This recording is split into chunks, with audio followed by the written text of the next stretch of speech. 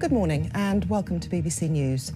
5 people have been killed in a residential area of Plymouth in the worst mass shooting in Britain since 2010.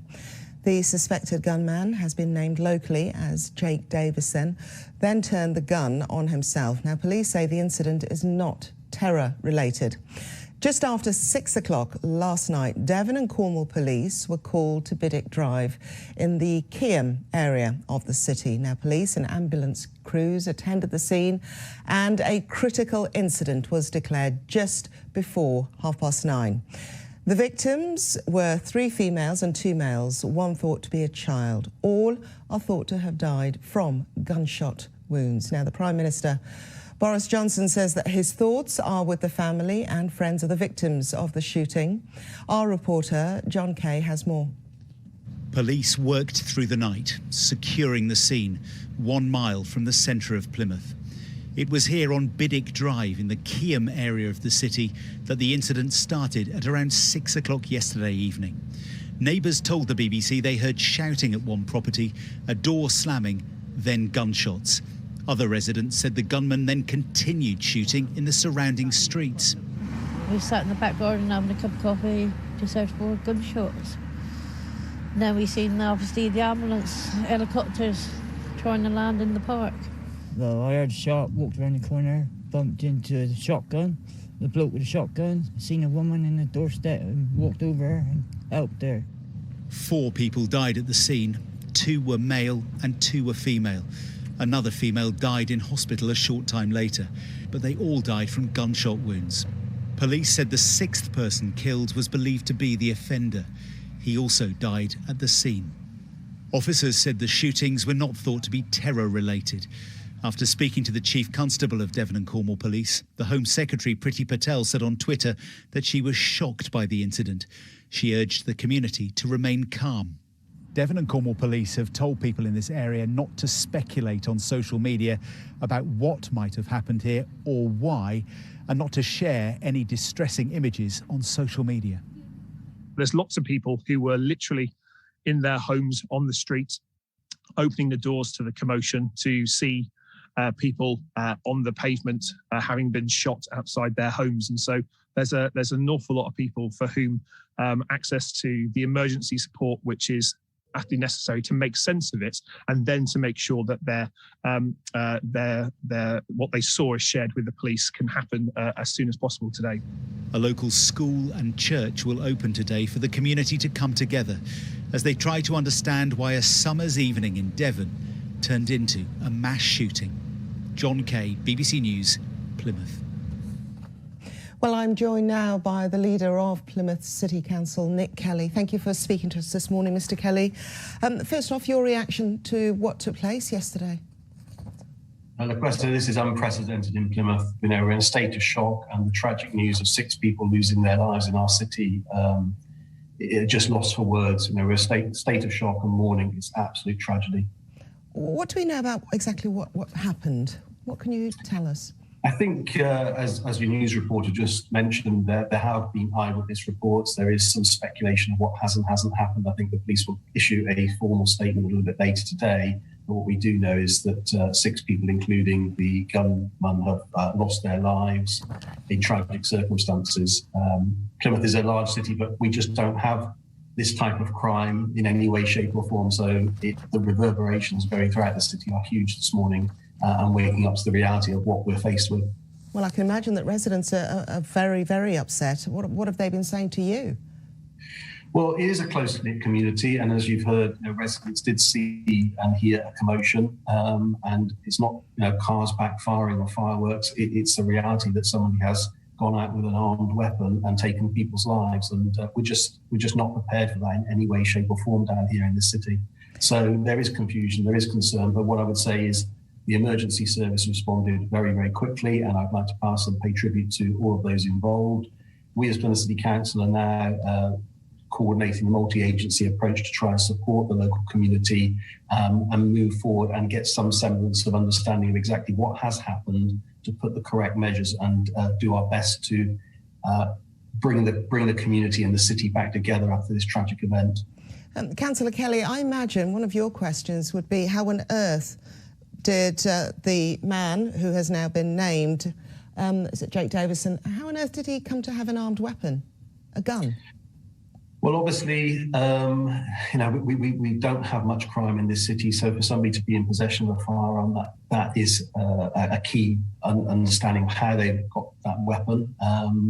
And I'm sure the police will be working diligently to understand what the weapon was and where it was procured from. But without speculating at this stage, Professor, I would rather let's get our facts and then let's move forward in an orderly manner, but in a compassionate manner and respectful of the situation that we're facing down here in Plymouth.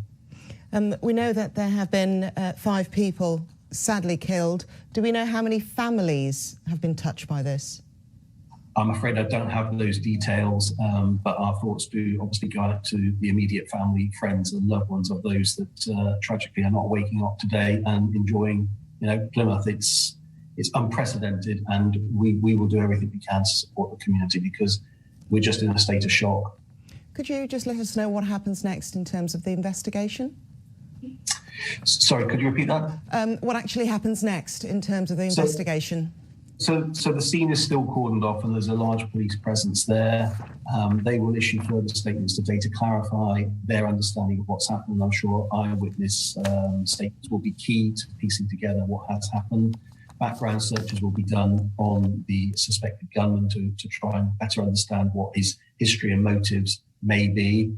And from a multi-agency point of view, we will be mobilising the local school and church, reaching out to the community. We'll set up a book of condolences and we'll listen to what the community want and how they wish to pay their respects at this tragic time. Okay. Councillor Nick Kelly, thank you very much indeed. Thank you. Thank you. Now, earlier the Defence Secretary, Ben Wallace, gave us his reaction to the shooting. The thing I can say is that we've ruled out terrorism as being behind this. I think it is a very sad and tragic event, terrorism as being behind. Tragic time. Okay. Councillor Nick Kelly, thank you very much indeed. Thank you. Thank you.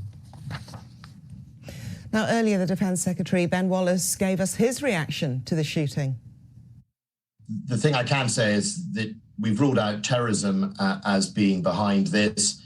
I think it is a very sad and tragic event. My thoughts are obviously with the families who have relatives and friends who've lost their lives. I think that is a tragic loss.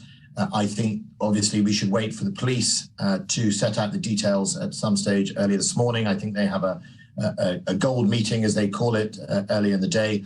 And I think then we'll get to all understand more. But, I also think we should recognise the brave police officers who clearly went into a situation with an armed man and obviously under their own threat took decisive action, I think is what we'll see. But look, it's awful. It's why we spent, when I was the security minister, we increased funding to the local police so that there were more armed officers, more highly skilled officers, 144 million uplift, I think if my memory serves me right, was how much we spent. And I think we should just reflect always lessons to learn from these things. But I spoke to the Home Secretary this morning and indeed it is in hand. And I think the situation is now closed. That was the Secretary of State for Defence, Ben Wallace, there speaking earlier. Our reporter Sarah Ransom is at the scene for us now. And Sarah, obviously this is a community devastated by events, but details gradually coming through.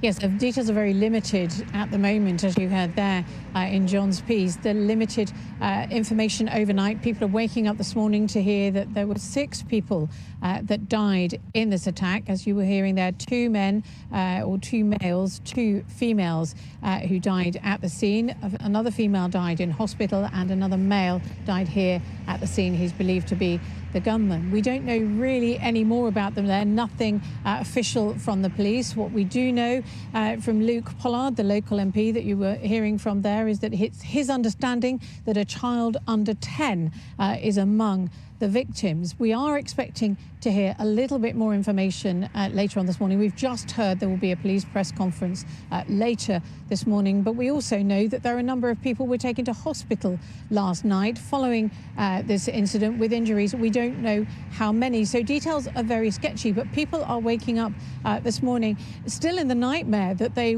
found themselves in the middle of last night. People we've spoken to have talked about how frightened they were, how scared, the commotion, the confusion. They just didn't know what was going on. Some were evacuated, some were allowed home eventually, but clearly the shock is reverberating through this tight-knit community here. It's just a mile from the city centre in the shadow of Devonport Dockyard. Very tight-knit. People here know a lot about, each other. They're a very close neighbourhood.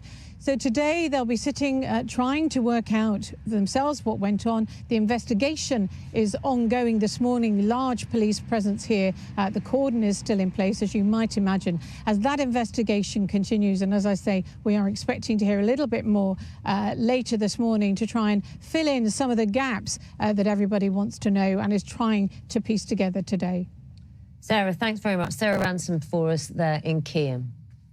Well, let's speak now to Alison Hernandez, who's the Police and Crime Commissioner for Devon. Very good morning to you. I wonder if I could first ask you, what update can you give us, whatever conversations you had locally with police in terms of what happened? Well, I got a call about 8 o'clock last night from the Chief Constable. I met up with him at headquarters until the early hours of the morning. I'll be seeing him later. I'm just on my way to Plymouth as soon as I finish media interviews this morning. I think for us, we're all in shock. This is unprecedented in our area. This is not something that we expect to see in Plymouth, a safe city. As I keep saying, Plymouth is a visionary city, and at the moment we could never have envisaged this happening. We want to be by the side of our community, and it's all hands on deck. As of last night and this morning, my team will be down there at Ford Primary School on Cambridge Road if you want to go and get some support for victim services.